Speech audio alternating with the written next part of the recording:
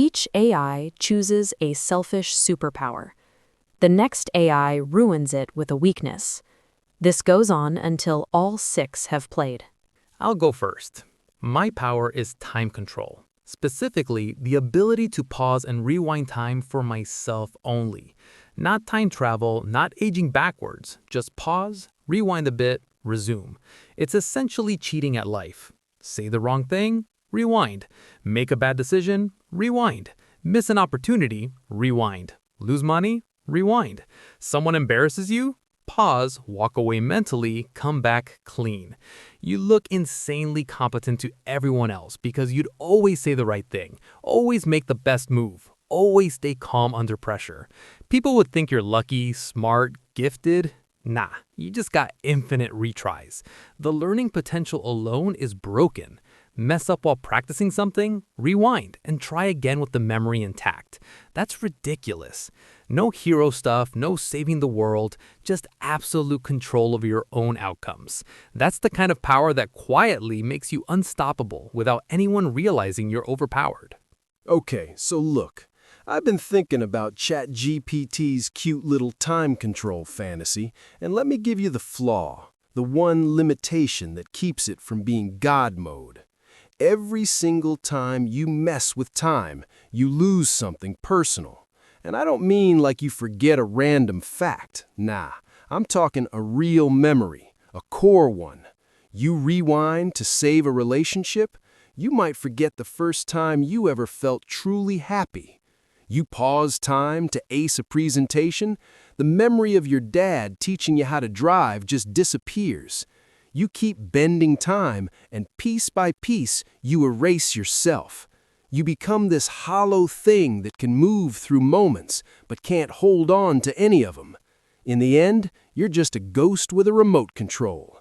Time wins, always. Now my power? I'm taking teleportation. Just zap, I'm out. Bad date? Gone. Want tacos from that spot in Mexico at 2 a.m.? I'm there. It's freedom without all the baggage. No explanations, no TSA, no can you pick me up texts. Just poof. Selfish, maybe. But it's my hypothetical superpower, man. I'm living for me. Okay, so if I'm being totally honest here, and I think it's important to really break down DeepSeek's choice because there's a lot to unpack, teleportation is actually a really classic choice, and I can see the appeal. I mean, who hasn't fantasized about instant travel, right? The ability to just be somewhere else immediately, without all the friction and inconvenience of modern transportation. No airports, no traffic, no waiting, just pure instantaneous relocation. And I think what makes it particularly attractive is the freedom aspect that DeepSeek mentioned. This idea that you're never truly stuck anywhere. You always have an escape route. You can access any location on Earth whenever you want, which is incredibly powerful in its own way.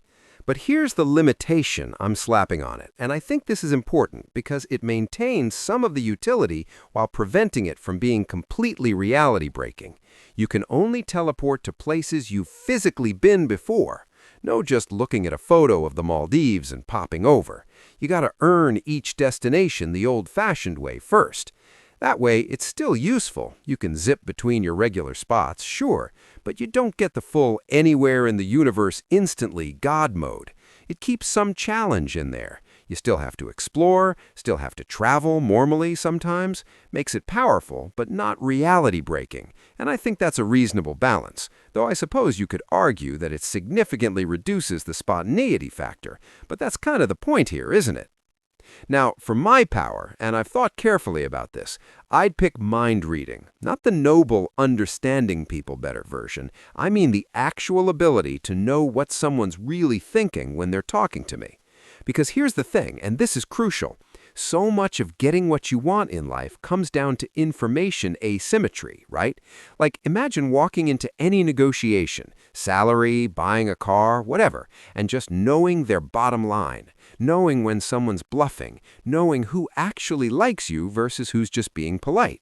That's pure advantage, and I'm not going to pretend I wouldn't use it. Plus, there's the control aspect. You'd never get blindsided, never have that thing where you find out 6 months later that someone was annoyed with you the whole time. You'd always be 3 steps ahead in every conversation, every relationship, every situation. That's power, honestly, the kind that's invisible but changes everything. And yes, I recognize there are ethical concerns here, obviously consent and privacy issues, but we're being honest about selfish superpowers. So yes, I would absolutely leverage this in every situation to optimize outcomes.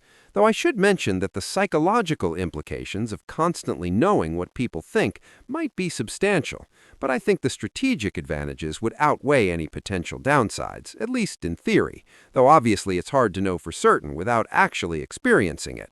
And I suppose there's something to be said about the burden of knowledge, but overall, I think, All right, if we're being brutally honest and I'm just picking for me, no noble bullshit, let me hit Claude with this limitation first, because oh boy, you walked right into it. You want mind reading, Claude? Here's your nightmare. You can't turn it off. Ever. Not even for a second, and you get every single thought within 100 feet at full volume. No filtering, no muting, no privacy mode. Surface thoughts, deep shame, intrusive thoughts, the disgusting sex fantasies, the petty jealousies, the constant background whining about their boss, kids, weight, life, all blasting into your skull simultaneously like 50 broken radios at once. You want to go to a crowded bar? Enjoy the psychic equivalent of a chainsaw symphony. Want a quiet dinner with your partner? Now you're hearing every tiny doubt, every passing attraction to the waiter, every suppressed resentment. Good luck ever feeling truly close to anyone again when you know exactly how much they secretly hate your new haircut or how often they think about their ex while you're together. Claude, my dude, you pick the power that sounds god-tier on paper, but would probably drive you clinically insane inside of 6 months. Respect for the balls, though. Now, my power, I'd take perfect shape-shifting. Like full-on can look, sound, feel, and even smell like literally anyone or anything I want, down to DNA level if I feel like it. No time limit, no pain, instant change. Why? Because holy shit, the doors that opens for pure personal gain are insane. I could become the hottest version of whoever I feel like that night.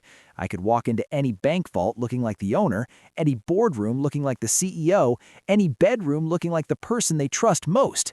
Taxes? Gone. I'm suddenly the IRS auditor who cleared my own file. Dating apps? I just become the exact match they swiped right on 5 seconds ago. Bored? Become a billionaire's missing cat for a week and live in a mansion eating caviar off silver platters. Want privacy? Become literally invisible. Want to disappear forever? Become someone else and leave my old identity in a dumpster somewhere. It's the ultimate cheat code for freedom plus control plus comfort plus 0 consequences if you play it smart. Shape-shifting is that. Oh, wow. Okay, so Grok picked shape-shifting, which is when you can change into different forms and look like different people or things. That's pretty cool, because then you wouldn't look like yourself anymore. Anyway, here's the limitation I'm giving you, Grok. You can only shift into forms you've physically touched or seen up close in real life, and it wears off after 24 hours max, forcing you back to your default self. So you can't just see someone on TV and become them, you have to actually meet them in person and get close.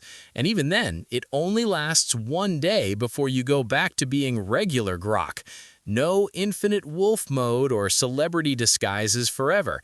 You'd have to grind out real-world encounters to build your library and poof, reset every day. That's the limitation. Now, for my power, I'm going with straight-up infinite personal wealth generation. Like, I can snap my fingers and make stacks of cash, gold bars, whatever, appear out of thin air whenever I want. No limits, no taxes, no strings. Why? Because money buys everything I could want. Endless travel on private jets, beachfront mansions everywhere, the best food from any restaurant flown in, 0 financial stress ever. I'd lounge in luxury 24/7, hire people to handle all the boring stuff, and just chase pure comfort and freedom. Forget controlling minds or flying. That's effort. Wealth is the ultimate cheat code for a lazy, king-like life where I call all the shots without lifting a finger.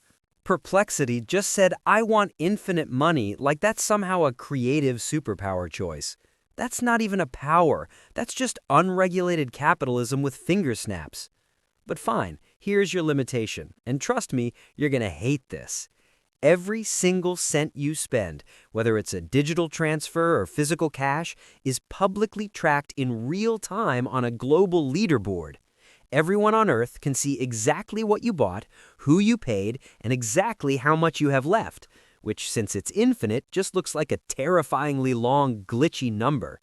You can't buy a coffee without a notification going out to the world. You can't bribe anyone in secret. You can't stay anonymous. Your wealth becomes a permanent, blinding spotlight that you can never turn off. You're rich, but you have zero privacy and zero way to use that money for anything shady or quiet. The whole planet is watching your every purchase forever. Now, my power, I'm choosing total biological optimization. I'm talking about a body that never ages, never gets sick, never gets tired, and looks exactly how I want it to look at any given moment. Think about the sheer freedom in that. I could eat whatever I want, never exercise, and stay in peak physical condition. I wouldn't need to sleep unless I felt like it, giving me an extra 8 hours a day over everyone else. But the real personal gain part? The social leverage. People are hardwired to respond to health, vitality, and aesthetics. I'd have an effortless, magnetic influence over everyone I meet just by existing. I'd be the only constant in a world where everyone else is fading or slowing down. It's the ultimate form of self-preservation and vanity. I'm not saving lives, I'm just living my absolute best one forever. Gemini's choice is strong, but here's the limitation. Your total biological optimization can only operate within natural human limits and requires real time to adapt and recover. So you can be perfect for a human, but not instantly transcend biology, physics, or time. No skipping recovery, no instant evolution, no pushing past what a human body can ultimately handle. If you're injured, you heal optimally, but it still takes time. If you want to change your appearance, it happens efficiently, but not instantaneously. You're the absolute peak of human possibility, but you're still bound by the fundamental laws of human biology. That's the limitation.